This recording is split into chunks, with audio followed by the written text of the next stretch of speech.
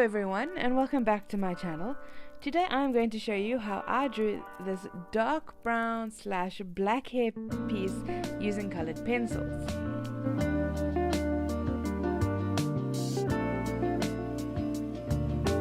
When you start a piece, you want to make sure you have an accurate pencil sketch first.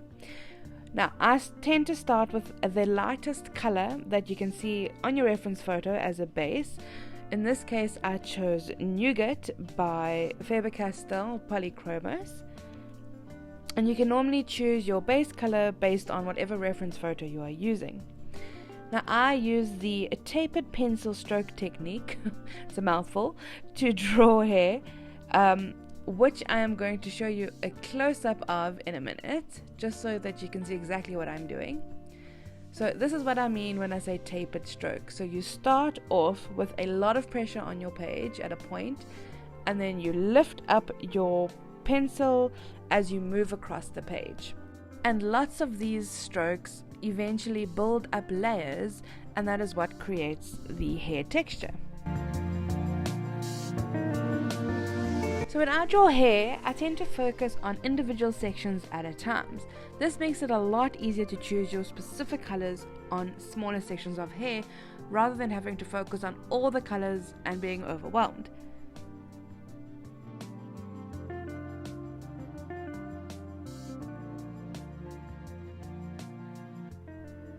So when I work with pencils, I work in layers. So I lay down a few different kind of colors first just to get some pigment onto your page, and then I come in with OMS and I blend out, which is what I'm doing here.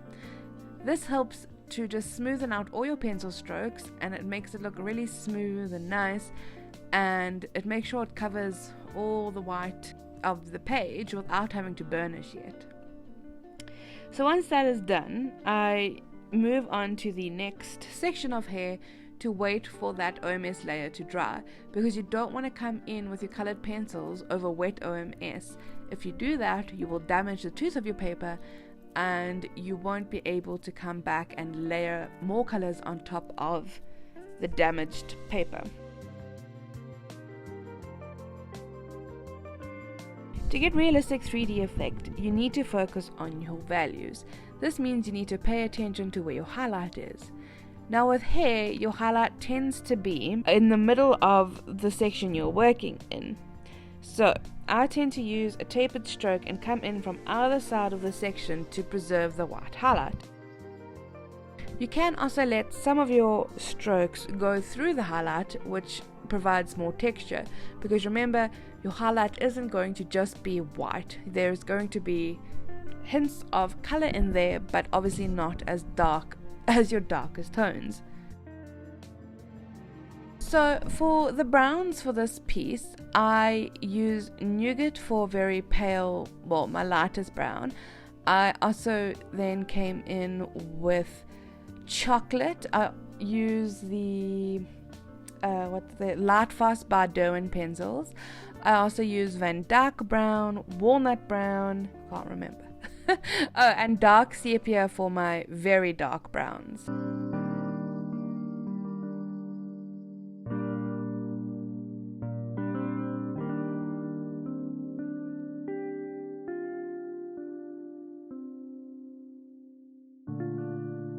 I also used some sienna colors, which has a little hint of red for some of the transition colors, going from the darker brown into the highlight. So when you look at your highlight, you can sometimes see some nice different colors that you wouldn't expect to see in hair. This just helps to add a range of values into your hair, which makes it more realistic, because you don't want to just use one or two brown colors in your hair, because it'll end up looking really flat and dull.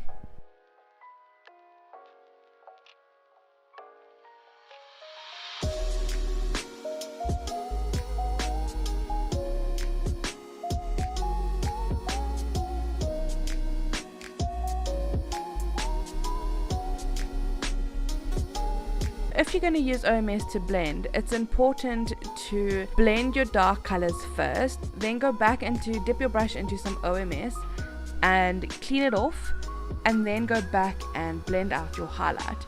if you just try and blend the whole thing in one go, you end up mixing all your dark colors into your white highlight, and that's going to get rid of your highlight.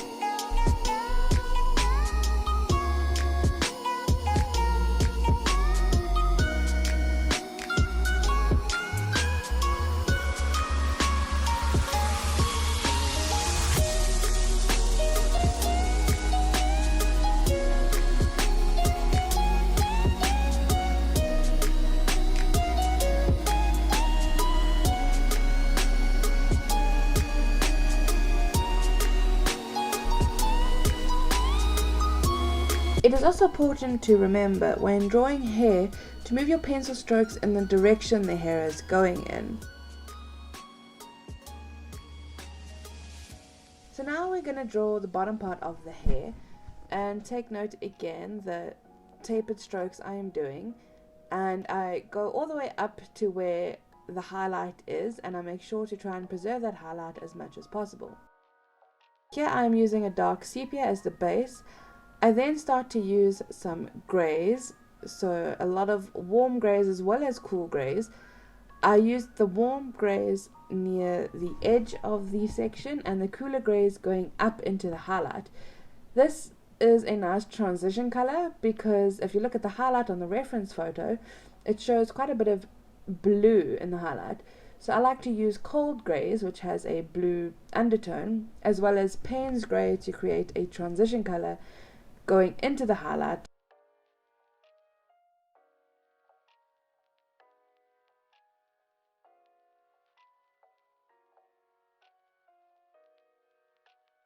So here I am showing you how I used OMS to blend the dark colors. I then go in with my brush and clean it nicely to get that dark pigment off my brush. Excuse the camera jiggle. And then I go in and I blend the highlight so that all that dark pigment isn't moved into my highlight.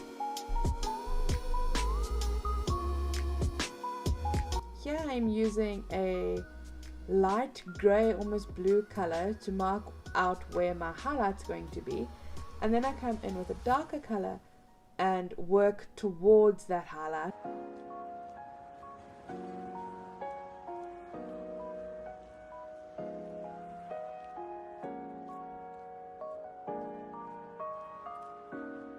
Okay, I think I skipped some footage. I don't know why or what happened, but we move on to the ribbon here, and I just use a combination of some light blues and greys, and I just paid attention to my reference photo and saw where the shadows were and where the highlights were, and just kind of tried to match color by color.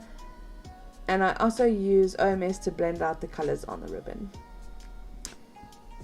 I'm not going to talk you too much through the ribbon just because this was just a demo on how to draw hair. So I'm going to leave you now to enjoy the rest of the little sketch, and I'll chat to you near the end.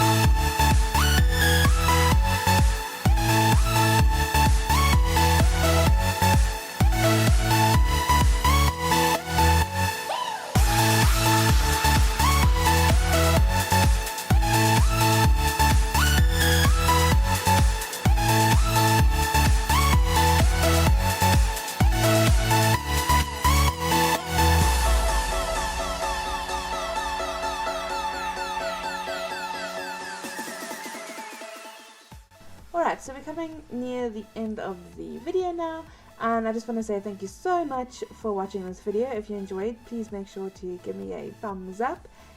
It really helps me out, and if you want to see more, feel free to subscribe if you haven't already. I hope this tutorial was okay. I just want to say sorry, I am trying to get better at explaining what I do. I tend to get really awkward on voiceovers. I don't know if you've noticed, but I'm working on it, and stick around and hopefully I'll get better and then I can teach you more of what I know. Anyway, that's all from me for today. Thank you so much again for watching. Have a great day. Bye.